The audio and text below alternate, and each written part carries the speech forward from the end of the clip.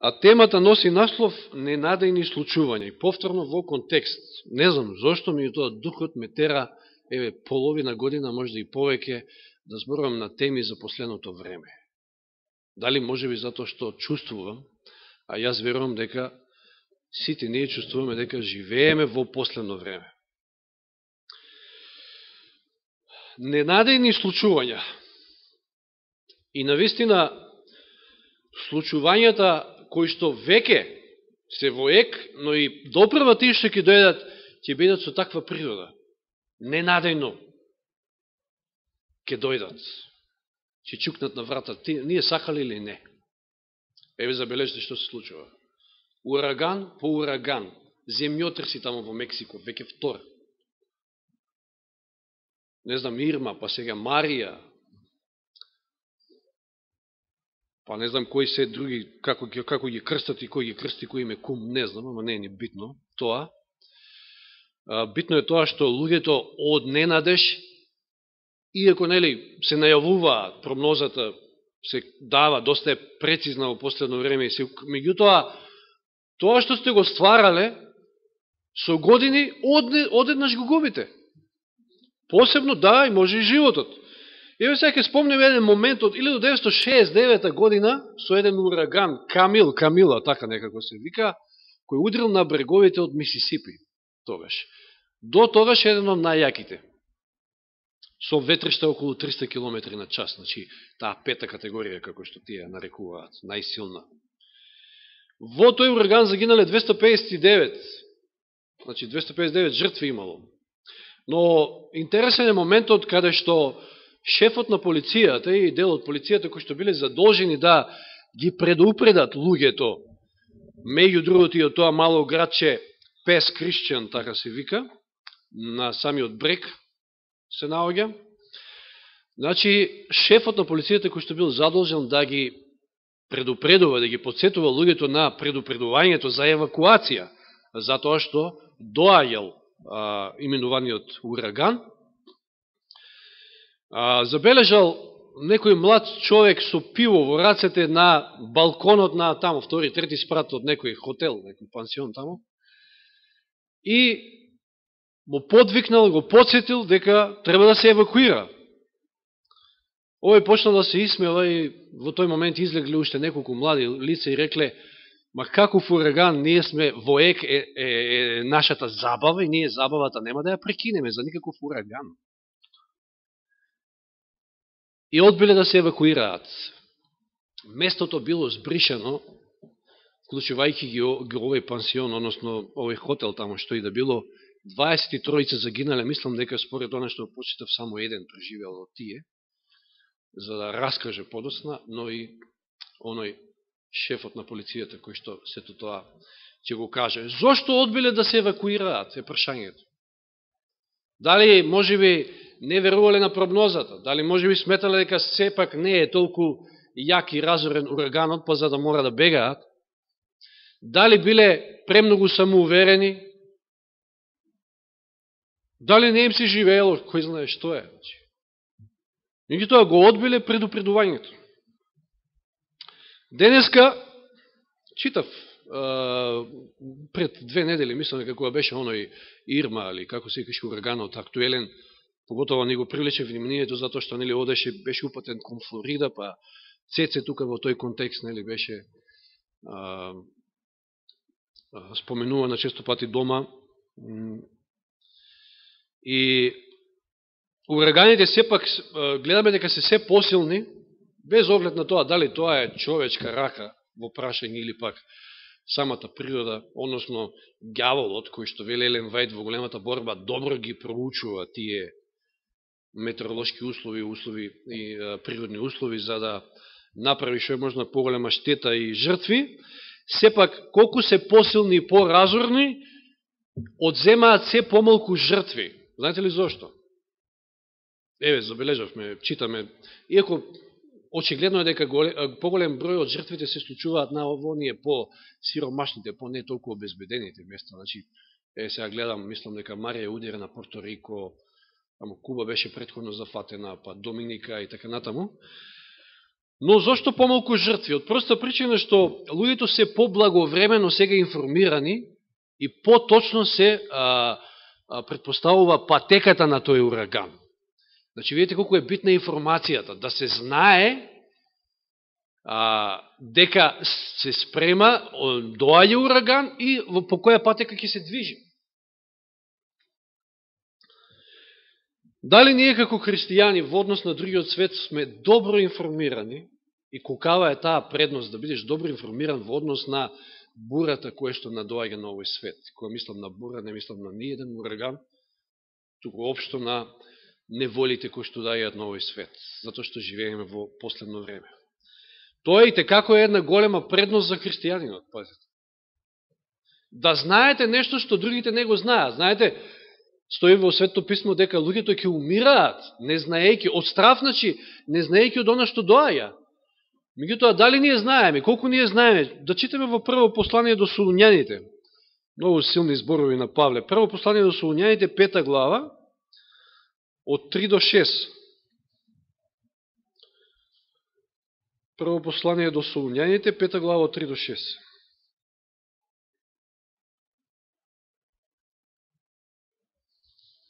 Кога ќе речат мир и безбедност, денеска сите политички сили или се во светот се стреми кон безбедност, кон мир, кон некоја сигурност, сакат да створат, меѓутоа тоа сакат да го створат на многу чуден начин, предизвикувајќи најнапред хаос. Меѓутоа, тоа е тоа.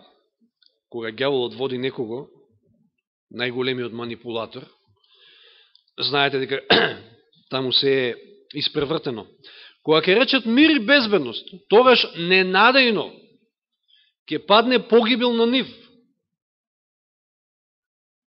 Светото писмо го потврдува тоа, дека случувањата ќе бидат ненадејни. И ќе се случуваат брзо. Елен Вајд во еден свој цитат вели, како на филмска лента ќе се одвиваат настаните во последното време. Замисли си за саат, типо ќе изгледат еден филм и едно чудо настани во него. Како ќе падне погибел на нив како болка на трудна жена и неке и избегаат. Но вие, браќа, не сте во темнина. Та денот да ве затеши како крадец. Што сака да каже? Ова за вас не е непознато. Вие треба да го знаете, вие сте информирани. Ова треба да е за очекување. Зашто вие сите сте синови на светлината и синови на денот, не и припаѓате на ноќта, ниту на темнината.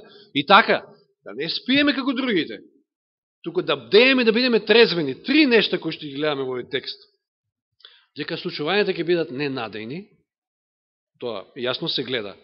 Но, втората работа, без оглед на тоа, ние не треба да бидеме изненадени. Затоа што тоа е за очекување, тоа ни го открива Бог преку своето писмо. И трета работа, да бидеме трезвени и да бидеме подготвени, мораме да бидеме будни и не само во однос на нашиот живот, како што проучававме во пуката. Таа будност наша треба да манифестираме на тој начин што ќе ги предупредуваме и другите за она што иде на нашата земја. Цитат од Елен Вајд во 8 сведоштво, или на страна 28, или може да го најдете во книгата Последните настани. Вели, престапите речиси ја достигнале границата. Елен Вајд пишува во свое време, значи. Престапите речиси ја достигнале границата. Која граница ја достигнале престапите во наше време, може само да се запрашаме. Во светот завладеа конфузија. Ова се и пророчки зборови, упатени за иднината.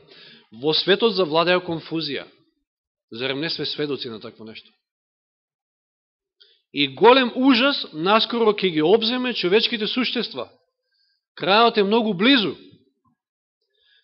Но продолжува цитатот и вели, ние кои ја знаеме вистината, треба да се подготвуваме за она што наскоро ќе го снајде светот како големо изненадување. Ние ја знаеме вистината и ние треба да се подготвуваме за она што светот ќе го зафати како големо изненадување. Ќе бидат затекнати, ќе бидат изненадени луѓето во светот од сето оно што се случува. А тоа ќе биде на некој начин комбинација од случувања во разни поли, и политичко, и економско. И еве, гледаме природни катастрофи. Сега да отвориме Откровение 18 глава, 1 стих. 18 глава, 1 стих. Тука највеќе се содржиме.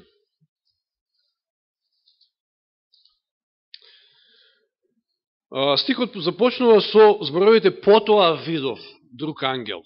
После што? Што подразбирава потоа? После она што се случува во 17 глава, нели? Како продолжеток на тоа. А што се случува во 17 глава? Тамо, нели, го имаме описот на големата блудница Вавилон. Жената што јава на звер, така натаму, и сега стигаме до 12-13 стих. Ако забележавте низ многу од овие мои проучувања, ги цитирам овие стихови, затоа што токму се однесуваат на последното време. Живееме во времето на издигнувањето на новиот светски поредок.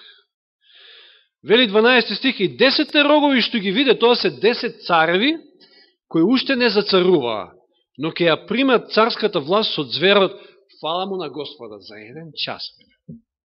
Значи, колку и да тоа значи, не се задржувам на значењето на траењето на времето, ќе биде кратко. Ке се зацарат тие 10 цареви и овие вели се истомисленици, па ќе му ја предадат својата сила и власт на зверот. На кој звер? На оној кој што е опишан во предходно, во 17 глава. Кој звер е тоа? Папскиот систем. И всушност тоа е системот на спојување, на спој на државата и црквата, каде што црквата го раководи целиот систем или црковните водачи, како што гледаме, значи во 17 глава тамо на почетокот, жената го јава зверот, што самото по себе јасно кажува кој раководи. Но како и да е, овде ги гледаме царевите, кои што се световните власти. Зверот или папството, тоа е верска, религиозна власт. Бројот 10 е интересен овде исто така. Знаете ли дека не случајни се бројките во Библијата? Мислам, ние тоа го знаеме. Бројот 7, кој што е можеби најприсутен во книгата на Откровение, кој што значи што? Полнина, совршенство. Бројот 12 исто така, некоја слично значење може да му дадеме, целостност. Број 3 имаме често пати. Меѓутоа бројот 10, на што ве асоцира одма е вака? На што прво би ве асоцирал бројот 10?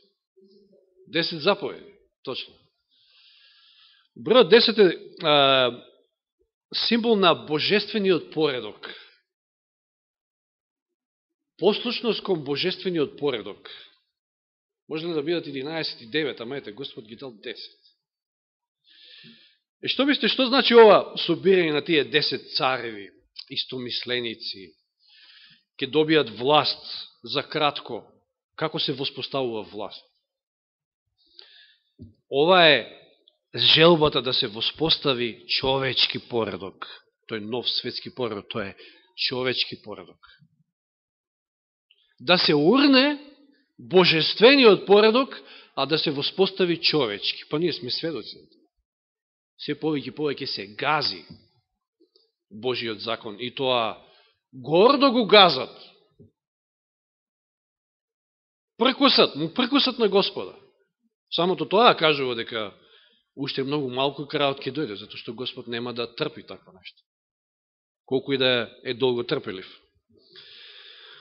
Но да продолжиме со првиот стих. Значи, потоа видов друг ангел како слегува од небото, кој имаше голема власт и земјата се осветли од неговата слава. Среде обидот на овие 10 цара, на воспоставување на тој нов светски човечки поредок, ние имаме, што имаме? Имаме остаток. Имаме Божи народ, кој што ќе ја осветли целата планета Земја со Божјата слава. На кој начин? Проповедајќи го Евангелието и живеејќи христијански, вистински живот, по духот. Што е Божјата слава? Божиот карактер, Божијата добрина, тоа што ќе се огледа во овој Божи остаток. И навистина е величествено да се каже, да се прочитаат овие зборови дека целата земја ќе се осветли од неговата слава. Често пати се прашуваме, нели, како тоа успеале 12-мината да го освијат, така да кажам, со Евангелието целиот тогашен свет. Па не со своја сила, не со човечка сила, туку со Духот. Така и во последно време, нели, очекуваме позен дош, излевање на Духот Свети врз остатокот, црквата на остатокот. И кој што со сила ќе го проповедат Евангелието, ќе биде осветлена целата земја. Секој ќе слушне и секој ќе може да донесе одлука. Тоа е во времето кога се воспоставува новиот светски поредок. Кога од една страна имате човечки поредок, газање на целиот морал, на се што значи морал, што значи божествено, што значи добро, од друга страна имате човечки поредок, кај што наводно се почитуваат правата на сите и така натаму, а всушност се гази моралот. Се гази оно што е добро, што е божествено. Како што веќе спомнавме и во поуката, значи, наспроти материализмот, наспроти себичноста, ќе го имате Божиот народ кој што ќе промовира љубов. Ќе живее љубов. Тоа е Божиот карактер. Видите, тоа нема да биде лесно, како што, нели, често пати спомнувавме Ное. Ное заедно со другите 7 члена во своето семејство. 8 души наспроти целиот свет. Како му било на Ное? Да издржи во сите тие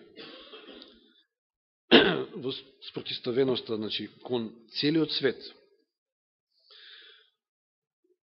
Ке се случи исполнување на она пророштво и всушност кој што го кажува и Авакум во 2 глава 14 стих, значи Авакум 2.14. Слични зборови како во Откровение 18.1. Еве што вели, Авакум 2.14.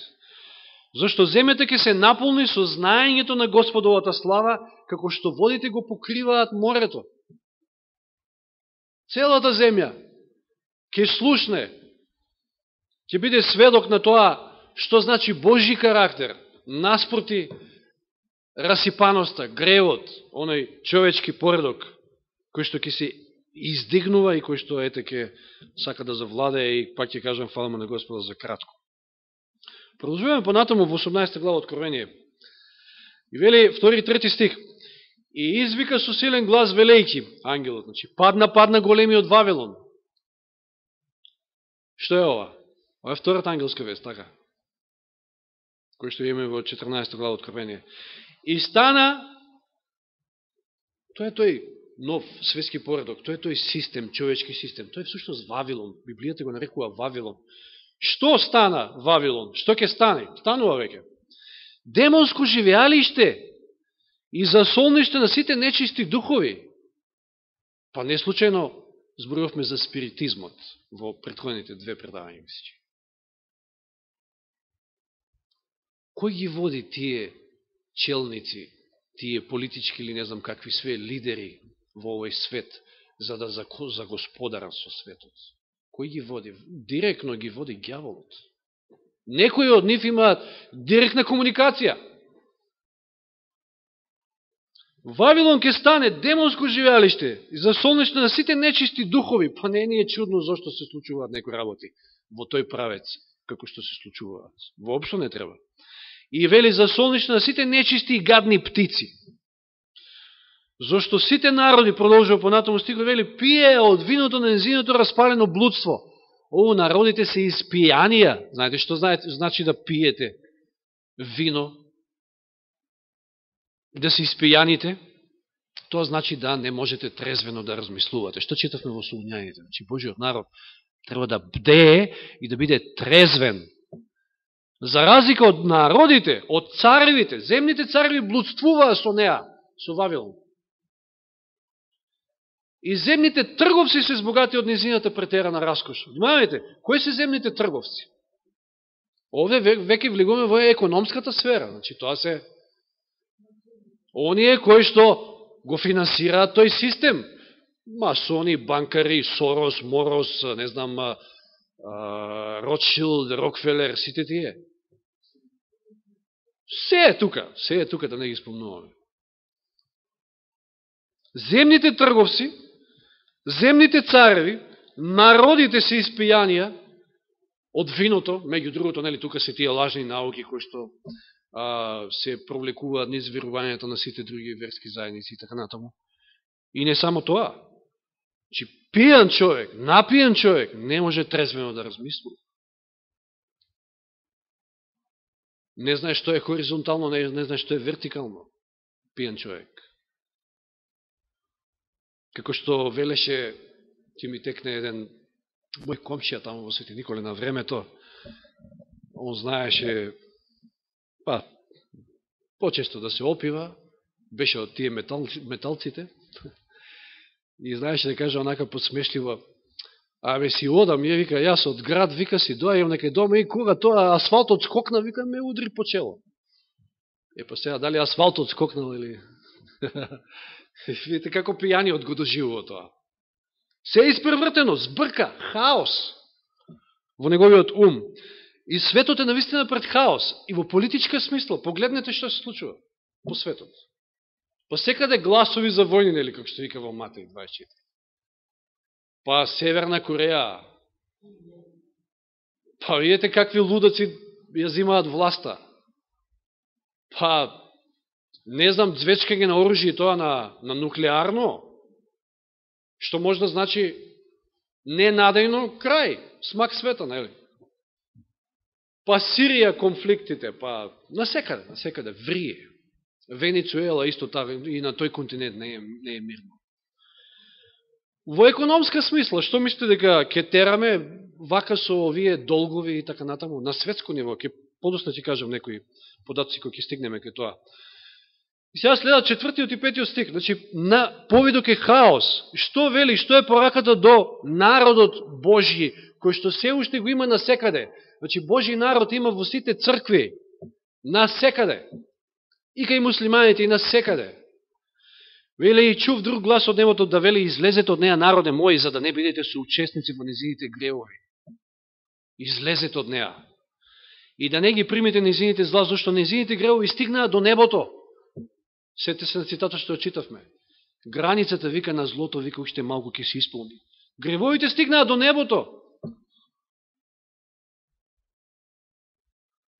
И Бог, вика, се спомна за незините неправди. И понатаму сега, овој битен дел, што ќе се случи со тој систем? Библијата пророкува. Кажува многу гласно и јасно. Значи, ќе завладеат, ќе владеат еден час. Што се случува? И што ако ние сме дел од тој систем? Како треба да се подготвиме за тоа последно време и последните настани? Ова е широка тема, навистина, меѓутоа, ајде, ќе скратиме колку можеме. Од 8 стих подолу. Затоа во еден ден ќе дојдат незините зла. Ова е изненадно, нели? Ненадејно. Во еден ден. Секи ќе случи за кратко. Помор, тага и глад, и ќе биде изгорена со оган, зашто е силен Господ Бог кој ја суди. Ќе завладеат со јагнето, нели? Ама јагнето ќе ги победи. Затоа е битно да се биде на вистинската страна, на победничката страна. 9 стих. И ќе заплачат и ќе заридаат по неја земните цареви. Оние кои што блуствуваат. Оние кои што имаат корист. Кои блуствува со неја и уживаа во незината раскош, кога ќе го видат димото незиното горење. Ќе има многу плач. Стоејќи далеку заради стравото од незините маки ќе зборуваат леле, леле, знаете колку пати овде е спомнат леле, леле, и царевите, и трговците, сите ќе речат леле, леле, голем граде Вавилоне, силен граде, зашто во еден час дојде твојата пресуда. Ненадејно. Да. 11 стих. И земните трговци ќе плачат, еве ги трговците, финансиерите, и ќе ридаат по неа, зашто никој веќе не ги купува нивните стоки. Овој свет се движи кон економски крах. Тоа беа само, како да кажам, пробни балони кои што ги имавме, нели, пред не знам колку години беше економска криза и така на рецесии и така натаму. Земните трговци ќе плачат и ќе ридаат по неа, зашто никој веќе не ги купува нивните стоки. Стоки од злато, сребро, скапоценности, најразлични овде, сега да не читаме се, бронза, железо, мермер, балсам, цимет, мириси, во секој поглед. Трговија во различни сфери. Дури веле и коњи, и коли, и тела, и човечки души. Интересно. Трговија со тела и човечки души. 14 стих, и овошките по кои копнееше твојата душа си отидува од тебе и секој изобилство и секој сјај ти пропадна и нема веќе да го најдеш. Трговците на тие нешта кои се збогатија ќе стојат далеку заради страф од незините мајки, ќе плачат и ќе ридаат велејки. Леле, леле, голем граде, облечен во лен и во порфир и во црвена ткаенина, украсен со злато и со скапоцени камења и со бисери. Зошто во еден миг пропадна толкаво богатство. Ненадени случувања. И секој кормилар, секој морепловец и морнари, сите кои работат на море, застанаа далеко и викаа, гледајќи го димот на неговото горење, велејки, кој беше како овој голем град?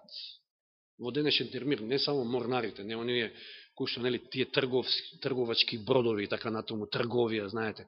Ево тука може да берзите, не знам да не спомнуваме, значи, во денешни термини, Wall Street, се ќе пропадне. И вика, гледајќи го димот неговото горење, велејќи, кој беше како овој голем град? И 19 стих ги посипаа своите глави со прав и викаа со плач и тага, велејќи, леле, леле, голем граде, во кого се збогатија сите кои имаат кораби по морето, неговите скапоценности, зашто запусте во еден час. Во еден час, во еден ден, во еден миг. Ненадеен колапс во секој поглед. Во 17 глава гледаме, че тие политички елити, тие економски лидери, значи, оние финансиери, црквата, од друга страна. Знаете ли во овој хаос, значи во економскиот крах и сите тие природни случувања што ќе се случат, кој ќе излезе како оној кој што, ете, навидум, ќе може да владее со ситуацијата? Нема да може, меѓутоа, ѓаволот ќе се послужи за да измаме уште некој. Кој е тој кој што е, како да кажеме, морален глас на моралот под наводници, моралот во светот? Папата? Кој друг? Ке излезе демек со решение. Среде целиот тој хаос што ќе настане. Видите некои податоци кои што ги најдов, верувам дека се приближно точни, барем овој првиот, затоа што имате и веб страна кај што може да го следите во живо, па дури и македонскиот долг, ама американскиот, која станува збор за едно од најголемите водечки економии во светот, кај што се удираат во гради. Пред некоја година, кога разговарав со газдата тамо наш, во Штип, тој баш така се удираше во гради, како што американци се удират и велеше, каков економски крах, ти немаш поима Америка колко е силна. Таа секе преброди, нема шанси да падне економијата во Америка. Немаш поим, вика, какав бруто домашен производ има и така натаму. Да, ама имаме ли поима, имат ли поима американците какави долгови имаат? 17 трилиони долари е надворешниот долг на Соединетите американски држави. 17 трилиони, не милиарди, трилиони. Да.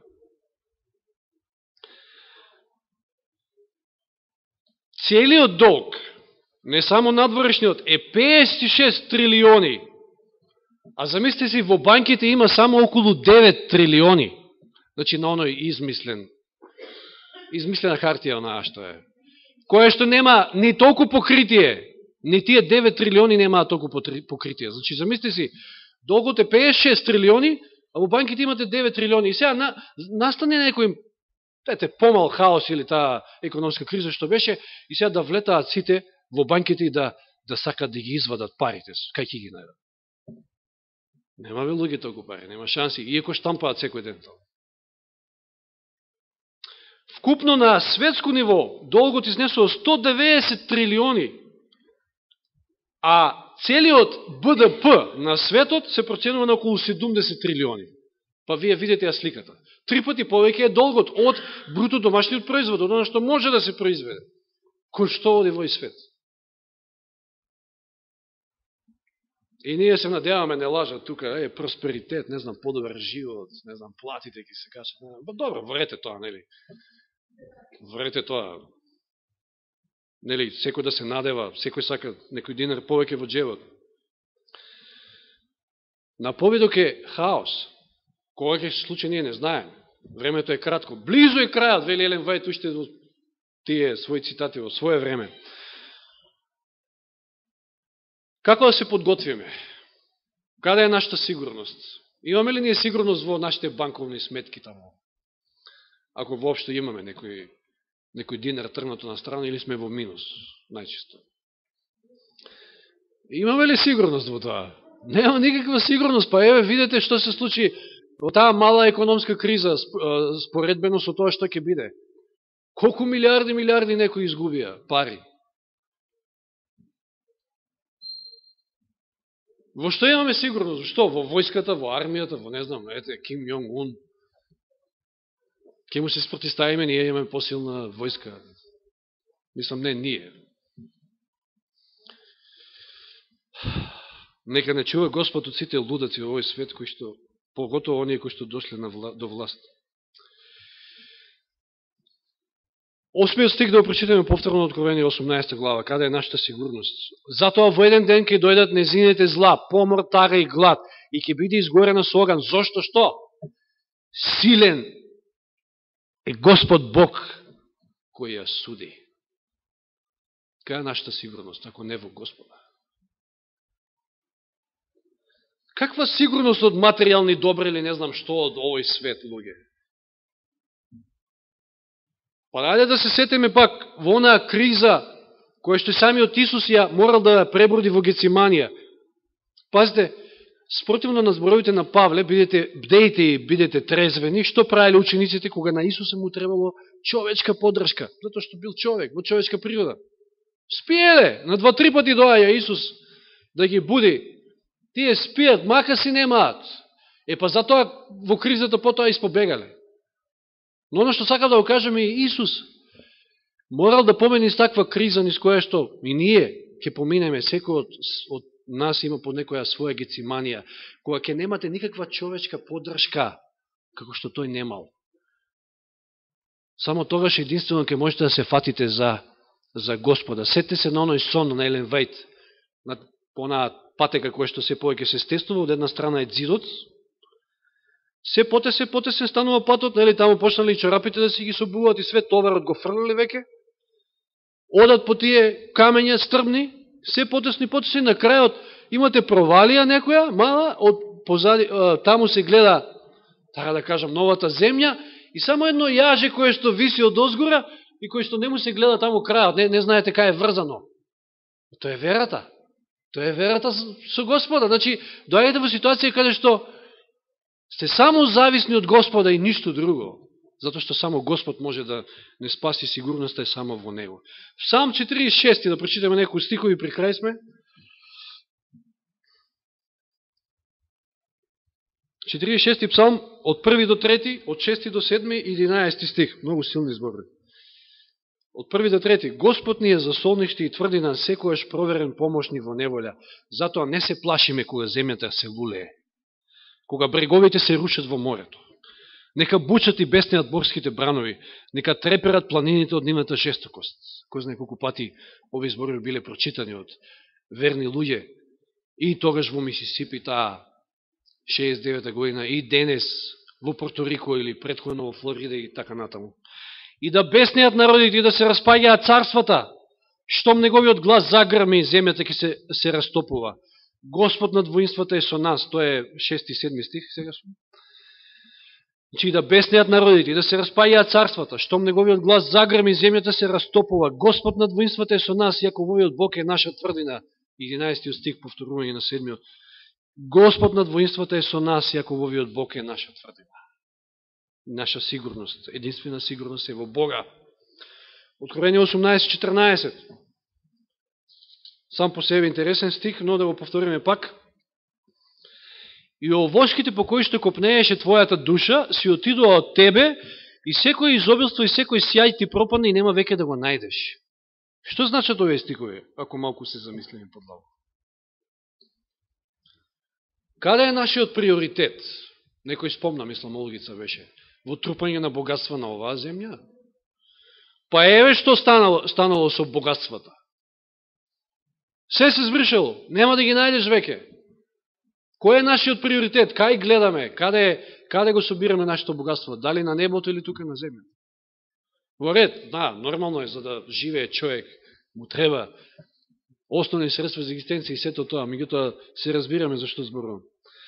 Значи, ништо, сето тоа ќе пропадне. Мате 6.33 вели, најнапред барајте го царството небесно. И неговата правда, а за другото Господ се погрижил веќе, се друго ќе ви обезбеди. Мате 6.33, приоритетно треба да ни биде Божито царство. Да не се надеваме многу на човечки системи, затоа што барем ние многу добро знаеме, преминавме, го живееме периодот од премина од еден систем, комунизам, во еден друг систем, и сега, па бирајте кој ви е подобар. Многу често пати слушам, подобро беше порано. Може би.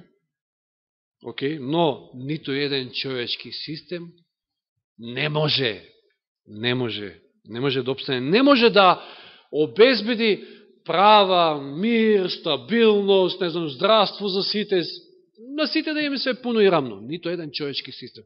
Зошто? Затоа што во сршта на човекот, човечката таа падната природа е себишност и гордост, бе луѓе, шо очекуваме ние од човек? Сигурност е само во Господа. Сигурност е само во Господа, треба да видиме што е наш приоритет. И трета работа во контекст на ова што претходно го зборувавме, дека треба со вера да гледаме во вечното, во невидливите нешта кои што вели Павле во Коринќаните. Невидливото, не ова видливото, тука може да не занесе многу лесно. Затоа што во 19 глава Откровение, потоа вели, значи се надоврзува на овој крах на тој човечки систем, падот на Вавилон, што следува? 19 глава Откровение од први стих. Потоа чув како силен глас од множество на небото да зборува: Алилуја! Спасението и славата и честа и силата му припаѓаат на нашиот Бог, зашто се вистински и правени неговите судови, зашто ја осуди големата блудница која расипа земјата со своето блудство. Кој ја расипува земјата? Кој го уништува моралот во овој свет? И, нели, блудницата, но и сите нејзини керки тамо, и така натаму, сите земни цареви, и трговците, сето тоа на куп учествува во расипувањето на земјата. И врз неа ја одмазди крвта на своите слуги. И повтор пат рекоа: Алилуја, и незиниот дим се издига во вечни векови. И паднаа 24 старешини, 4 живи суштества, и му се поклонија на Бога кој седи на престолот, велејки: Амин, Алилуја. А од престолот излезе глас кој велеше: Фалете го нашиот Бог, сите негови слуги, и вие кои се боите од него, мали и големи. Не е битно дали сте мали, дали сте големи, дали сте сиромашни, дали сте богати, побогати и така натаму. Ако сте на вистинската страна, ќе се радувате на крајот, затоа што јагнето ќе победи. И 6 стих: И чув како глас од големо множество, и како шум на големи води, и како глас на силни громови, кои велат: Алилуја, зашто се зацари нашиот Господ Бог Семокниот. Да, ќе се воспостави нов поредок, ама тој нов поредок ќе воспостави нашиот Господ, нашиот Спасител.